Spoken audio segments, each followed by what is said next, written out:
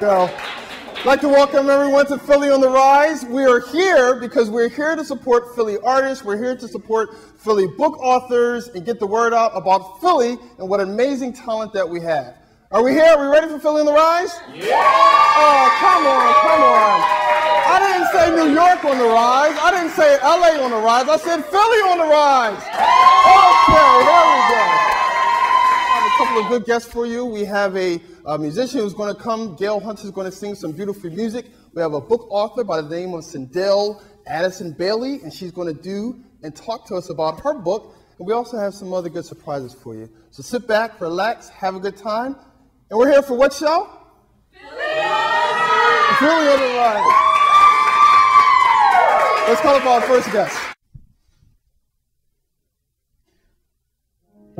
Anybody looking at me would think I'm happy as a lark, but they don't know, just a one string holds my heart with one tear left to drop, so I can stop,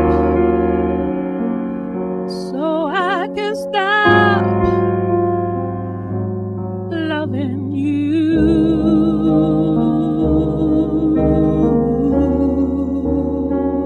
Loving you.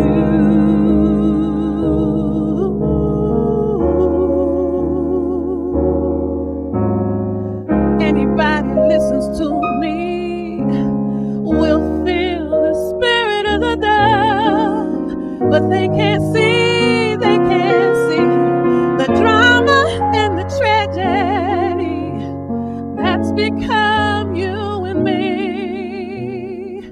How can I stop? How can I stop loving you?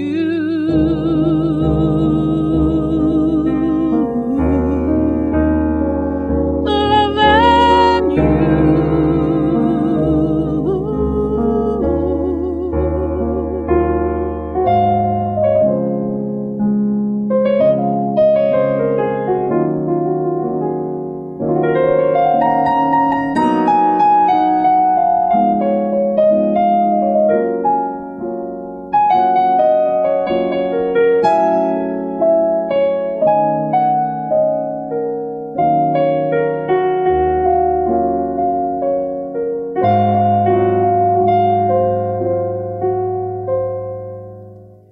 Anybody reaches for me will know there's someone else deep inside my heart. 'Cause I'll never stop, I'll never stop.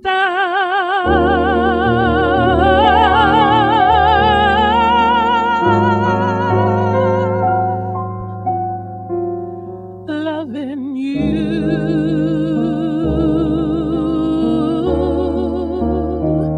loving you,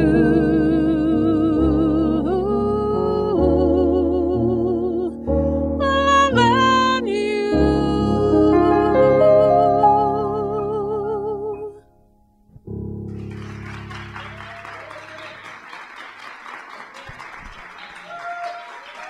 Miss Gail Hunter, how are you? Hi, thank you, Mike. All right.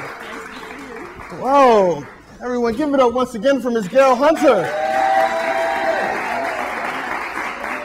Singer-songwriter Gail Hunter. Singer-songwriter all the way from Germantown to Paris, France, and back again. Right. Yeah. Tell us a little bit about the Paris experience. What was that like for you? Goodness. Well, I went by myself. You know, I know it took a lot of courage, but it's something that I always wanted to do. Okay. And I've always loved art. So the first place I headed to was the Louvre Museum. And I was overcome with emotion when I saw some of the sculptures that I had been seeing in books and in movies and documentaries. And I actually sat down and cried when I saw some of them. Now you originally went there for your music? Well, no, I went to just see the world. Okay, all right. I was there 4 days. Okay. Yeah, maybe 5 days and 4 nights, something like that. Yeah, you have a very distinctive voice. I'm quite sure people have compared you to whom? Oh, never. Never? No comparisons? I would love to hear someone give me somebody. Let's give her a They can comparison. compare me to. Who does she sound like? You know, and I don't know if that's an advantage or not. I don't Right. know. Yeah. People want you to sound like somebody. So I Yeah. do a few covers, Okay. but I still don't sound like those people. Okay. You have your own distinctive sound, which is good. Right, Which is right. good. Yeah. Tell us a little about the book. Obviously, you have written some poetry. So tell us a little bit about the It's poetry. called My Velvet Pillow, and I published it myself with my publishing company, which is called Velvet Thumb Publishing. So you can see I like velvet.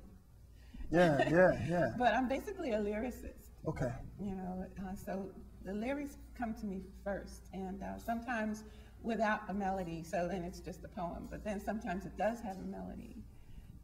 So then I write the song, and I write up a chart in a nice software called Print Music. Okay. Yeah. Finale. Okay. And I email it to a producer who just elongates everything and produces the whole orchestration.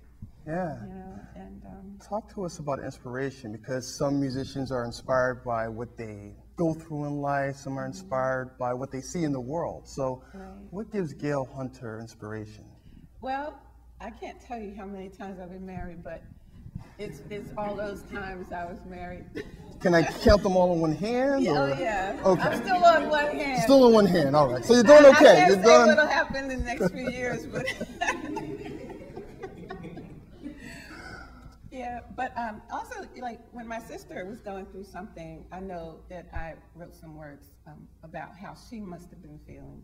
So I can, feed off of other people's experience. Thank God I don't have to go through all of the agony myself. Sure. Yeah.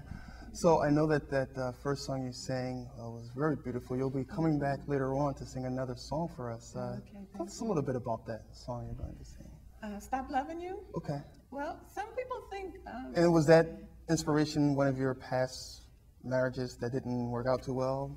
well, that's a good question, because it's probably a conglomeration of everything. Okay. Because I can't say that I'm still in love with anybody, but I can still take myself back to before I fell out of love with someone and just remember, all the hope that you have until you realize that this isn't going to work. Right. So if I put all of them together, like maybe a jigsaw puzzle, that might make someone, but I still know the feeling. Yeah. And thank God I'm not still in love with somebody. That's not a nice feeling. Not at all. Yeah. Tell us, you're in Germantown now, Germantown part of the city. You perform at different venues. Where can we find Miss Gail Hunter? Well, for the last year or so, I was at Sunday Brunch every Sunday. Is that up at 7165 Lounge, which is run by October Gallery, Okay, all right. That's in the Mount Airy part of Philly, right? Okay, all right. Mount Airy and Germantown Avenue. And also down here at 3rd and Green on the last Friday, final Friday at the Juice Salon at 3rd and Green. It's a very nice art space, and they have musical performances there. Okay, so definitely we can find you. Obviously, we can also find you on Facebook. You have a YouTube. And Yeah. is there any CD in the works? Yes, I have a 5-song CD. I actually have like 20 songs already done, but I sell them 5 at a time, $1 a piece. It's easier to get $5 off of somebody than say 12 or 15, something like that. All right. Well, thanks a lot for joining the show, Miss Gail Hunter. Let's give it up, Gail Hunter, everybody. Give it up. We'll be right back with our next guest, Miss Sindel Addison Bailey.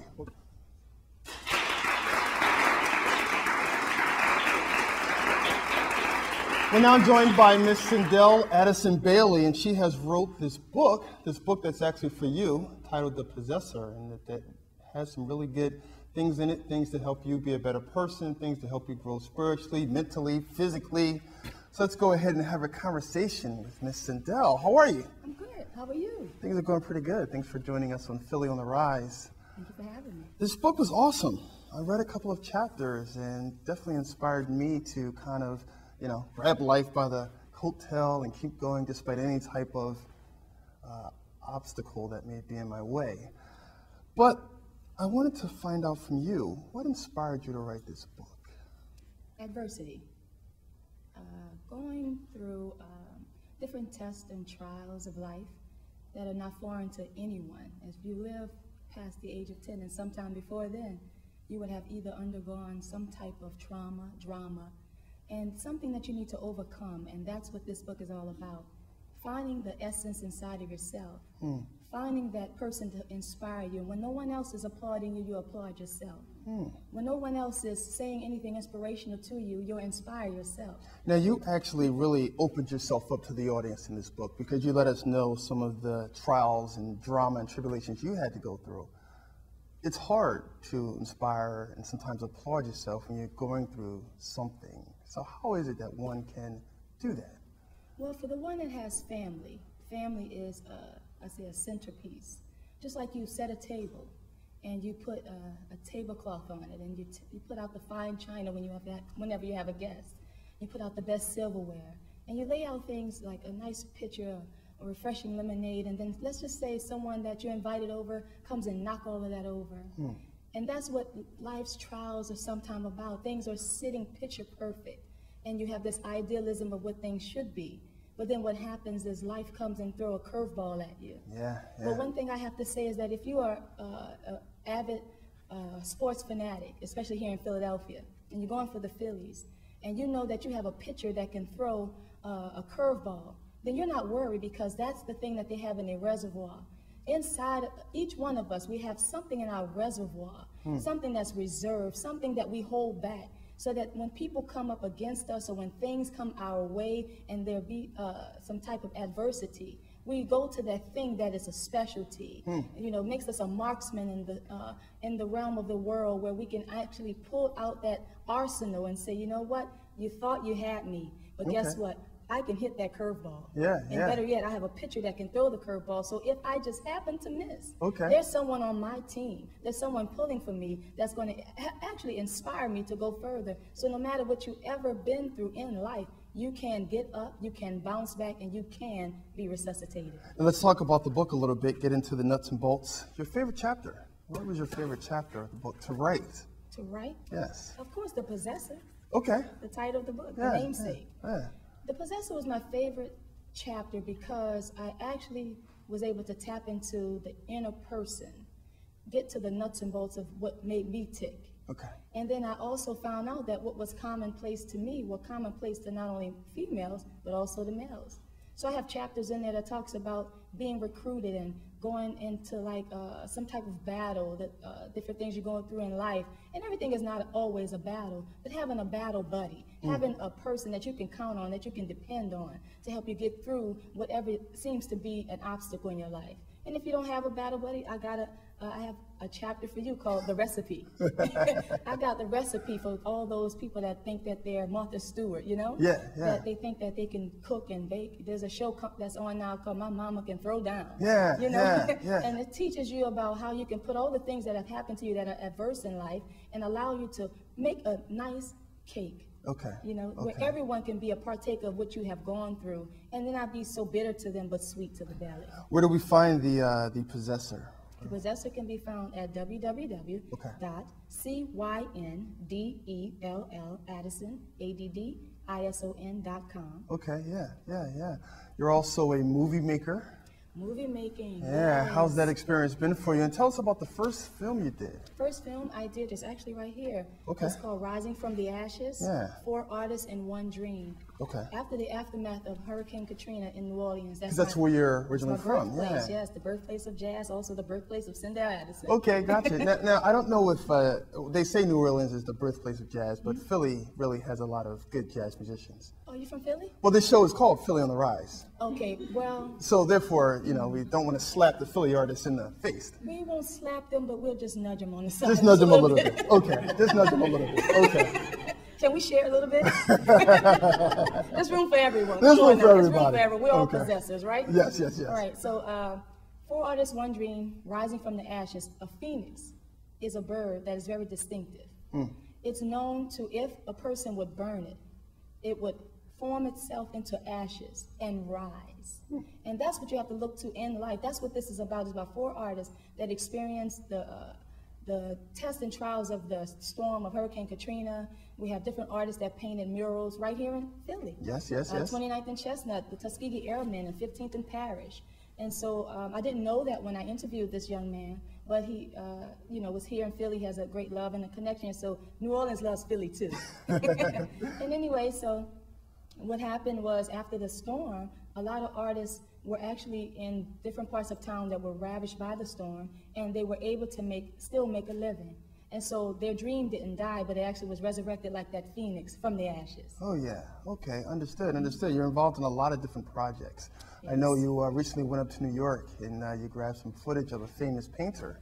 Yes, Mr. Chaz Guest, as a matter of fact, on my YouTube, well, it's a YouTube trailer called Kunta Kinte Island. If anyone knows anything about enslaved African Americans, they know that Kunta Kinte was a slave that was taken from the island of St. James, and now they have renamed that island to Kunta Kinte Island, and the artist by the name of Mr. Chaz Guest gave me the privilege of interviewing him.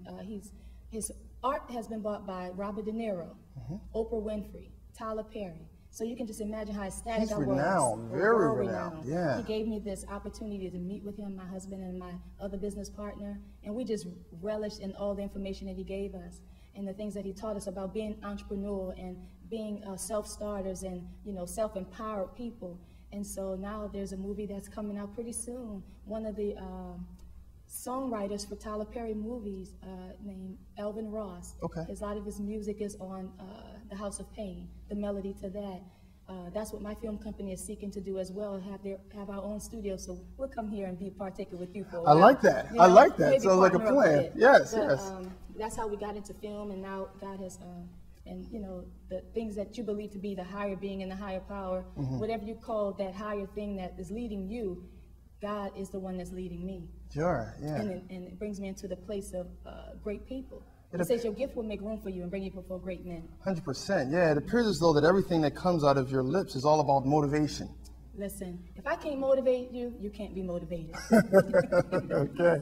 Let's give it up for Miss Sydell Addison Bailey, everyone. She's the author of The Possessor. She's also directed and starred and written a couple of movies. We're going to be out on the lookout for them. Thanks a lot, Sydell Addison. Thank you for having me, Mike. Good to be here. We'll be right back with our next guest, Mr. Vaughn Tinsley.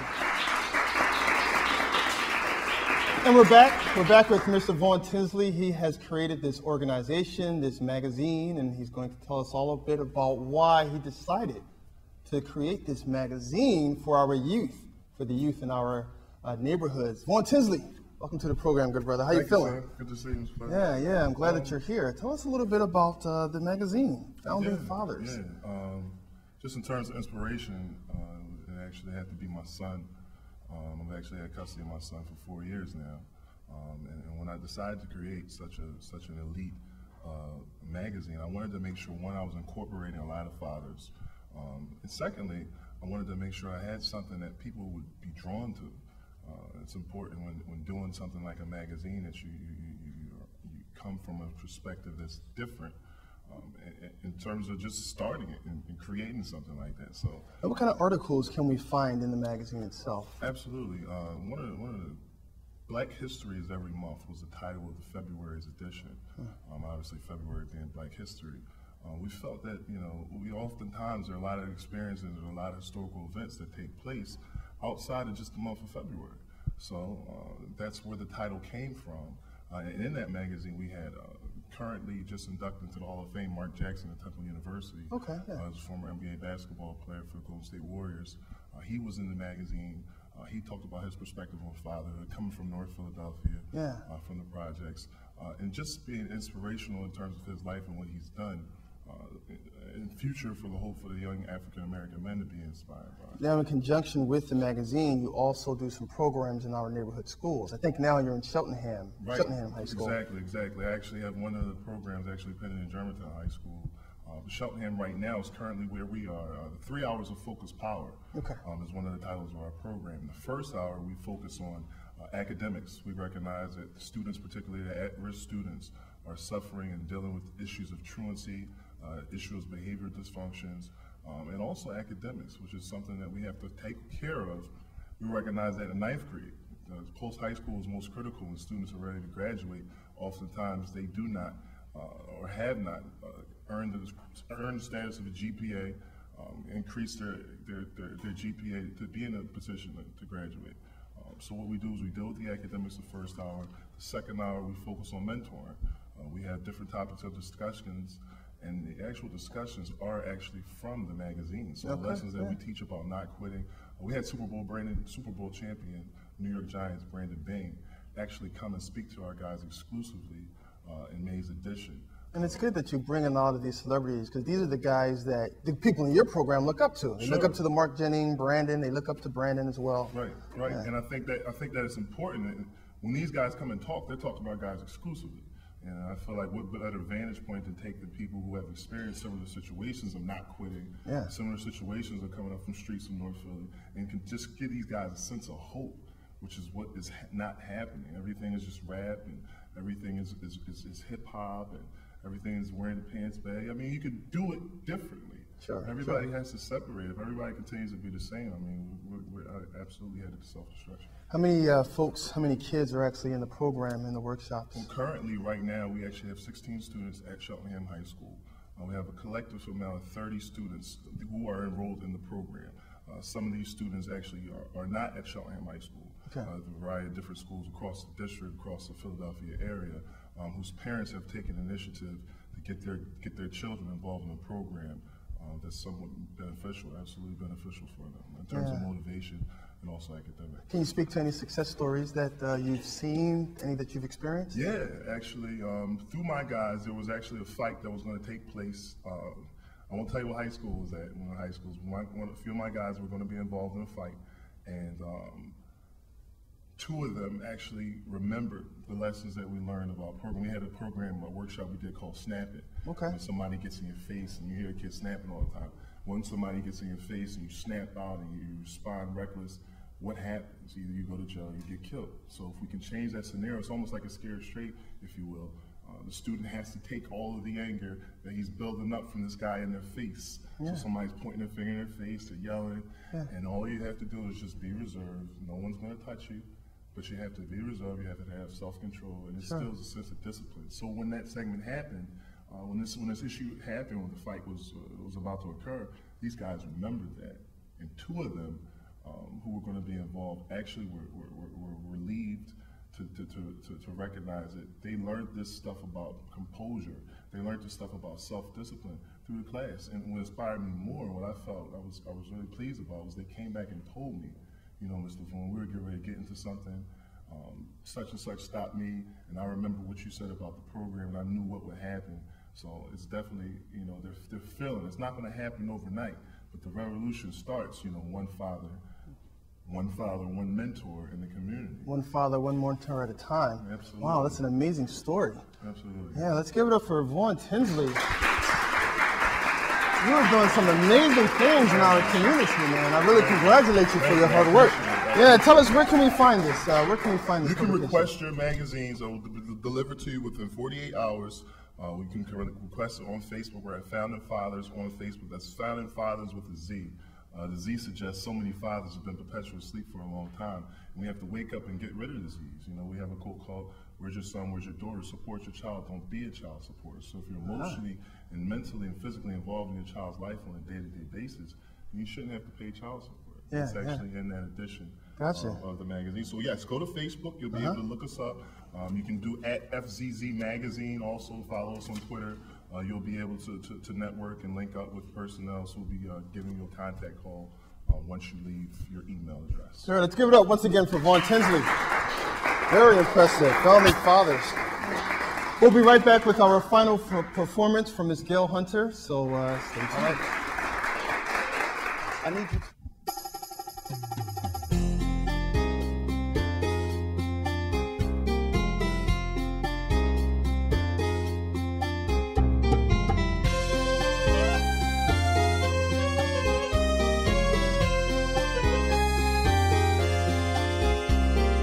You can't love a girl like me. Love like ours was meant to be. Just a lovely memory. I'm a girl with a gypsy heart. Never settle down, it seems. I'm too busy gypsy chasing dreams.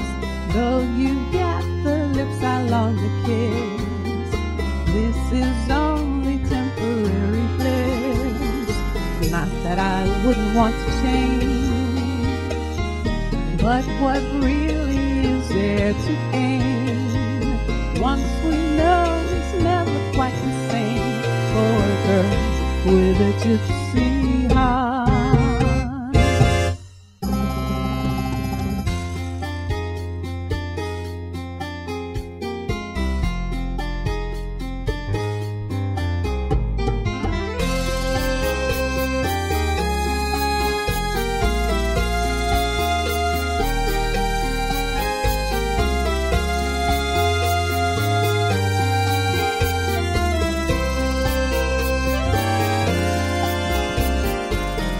Try to fit into your plan, but I know you're the kind of man to fade away as tide upon the sand from a girl with a gypsy heart.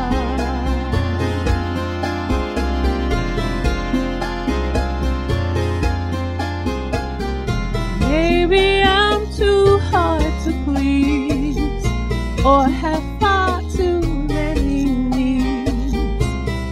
don't think that I'm a tease. I'm a girl with a gypsy heart.